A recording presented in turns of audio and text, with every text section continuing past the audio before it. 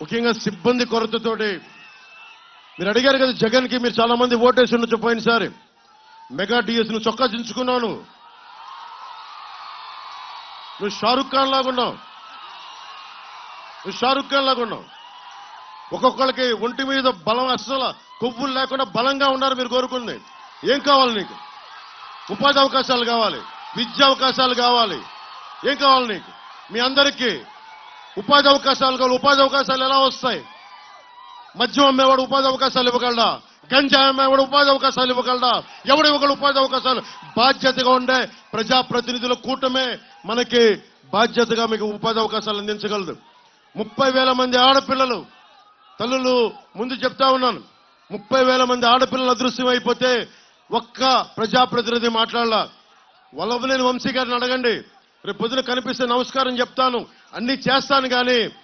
policy పరంగా నా సొంత రక్తం అయిందైనా సరే నేను విభేదాలు పెట్టుకుంటాను వల్లభనేని వంశీ గారు నాకు తెలిసి ఉండొచ్చు 2014లో ఆయనకి మద్దతు తెలిపి ఉండొచ్చు కానీ ప్రజాక్షేమం కోసం రాష్ట్ర హితువు కోసం ఈ రోజున జనసేన మద్దతుదారులు ఆయనకి దయచేసి ఆయన మాటల వల్ల పడొద్దు ఆయన డబ్బులు ప్రలోభాలు పెడతారు దానికి పడకండి 2,000 రూపాయలకి దయచేసి మనం లొంగిపోతే మీ బంగారు భవిష్యత్తుని మీరే పాడు చేసుకున్న వాళ్ళు అవుతారు ముఖ్యంగా జనసేన మద్దతుదారులకి 2 చేతులెత్తి నమస్కరిస్తున్నాను కూటమి నేను ధర్మం కోసం పోరాడుతున్నా ధర్మందే గెలుపు ధర్మందే విజయం పొత్తుదే గెలుపు కూటమిదే పీఠం రాగానే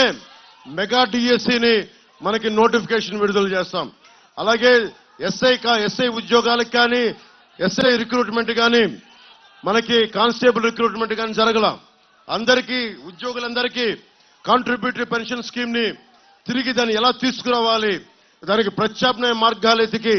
దానికి అండగా నిలబడాలి ప్రతి ఉద్యోగికి నెల జీతాలు సక్రమంగా వచ్చేలాగా కాంట్రిబ్యూటరీ పెన్షన్ స్కీమ్ కి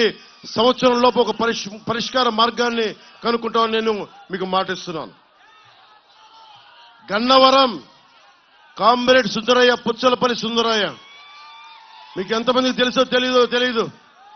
మీలాగే ఎర్ర కండువాలు కట్టుకొని ఒక్కొక్క దోపిడీ చేసే ఒక్కొక్కడి మీద పోరాటం చేసినాడు ఆ ఎర్ర కండువా విప్లవానికి చిహ్నం విప్లవానికి గుర్తు మార్పుకి గుర్తు ఆ ఎర్ర కండువా గుర్తుపెట్టుకుని పుచ్చలపల్లి సుందరయ్య గారు తెలంగాణ సాయుధ పోరాట యోధుడు కమ్యూనిస్ట్ యోధుడు అందరం బాగుండాలి జగన్ కథలు చెప్తాడు కదా జగన్ కథలు చెప్తాడు క్లాస్ వార్ కథలు చెప్తాడు క్లాస్ వార్ ఉన్నాడు ఏం చేశాడు కూర్చోబెట్టి సారా కొట్లు పెట్టాడు సారా ఫ్యాక్టరీలు పెట్టాడు 40,000 కోట్లు దోచేశాడు భవన నిర్మాణ కార్మికులు కండను కరిగించి రక్తాన్ని ధారపోసి మనందరం కలిసి ఒక 450 కోట్లు భవన నిర్మాణ కార్మికుల సంక్షేమ నిధికి ఇస్తే సంక్షేమ నిధిని దోచేసిన వ్యక్తి నేను మీకు ముఖ్యంగా భవన నిర్మాణ